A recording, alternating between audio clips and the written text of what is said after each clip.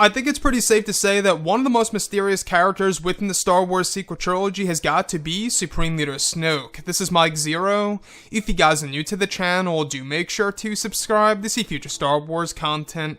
Now, a lot of people have really been very curious about what's to come in this movie when it all has to do with J.J. Abrams and Chris Terrio and the tricks that they do have up their sleeve for this film that'll surprise and shock a lot of fans around the world.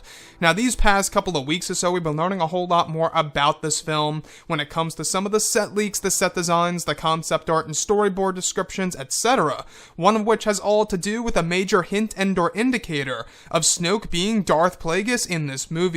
Specifically, a description of Supreme Leader Snoke standing in front of his throne inside of his throne room, with all of his attendants surrounding him. The next describes that Snoke is holding a staff that is the same exact one in design that belonged to Darth Plagueis. Another goes over a servant of Snoke bowing down to him with something in his hand. In the servant's hand is a DARTH statue, the same DARTH statue that Plagueis owned in Legends and what is seen in Revenge of the Sith. It's described that a portion of the dialogue used by the servant refers to Snoke as a wise master.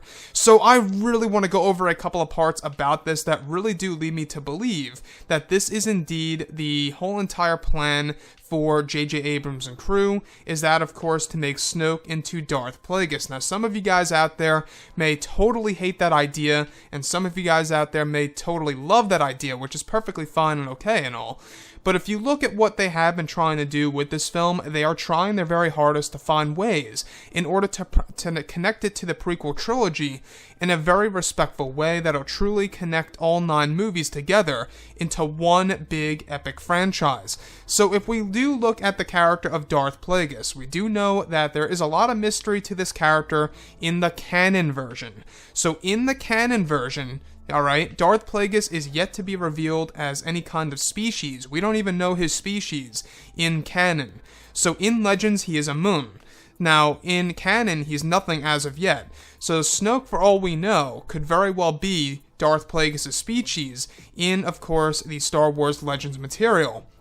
Now, looking at everything that has been happening with this film, I really want to go over one of the pieces that has all to do with Snoke's actual staff being the same exact one in design to that of the staff that once belonged to Darth Plagueis. Again, yet another hint of Snoke being Darth Plagueis in the movie, as well as him owning the DARTH statues and being referred to as a wise master. If you guys actually go ahead and look at The Force Awakens, even Kylo Ren said something similar, where he told Han Solo, no, the Supreme Leader is wise. You could see all the little hints that J.J. Abrams wanted to do in The Force Awakens and what he actually wanted to expand with the character of Snoke into Darth Plagueis. And also, it has been said before in the past that J.J. Abrams and crew, Disney and Lucasfilm, were toying around with the idea of revealing that Snoke was or is Darth Plagueis in the Star Wars sequel trilogy.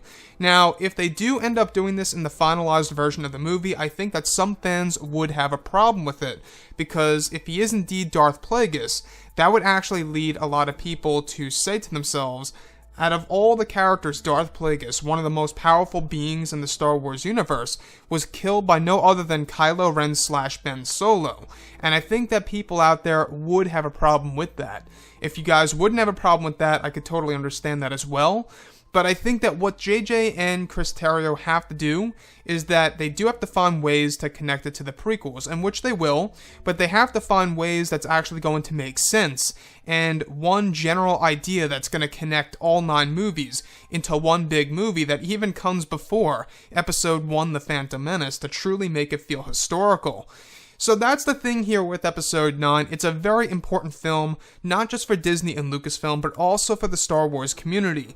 They really do have to get this thing right, and they have to find a correct way to actually tie it into the prequels, without it feeling too cheap or forced or kind of just shoehorned in there. It has to make a lot of sense with purpose and substance in the background there, if they really are going to make Darth Plagueis as Supreme Leader Snoke or vice versa.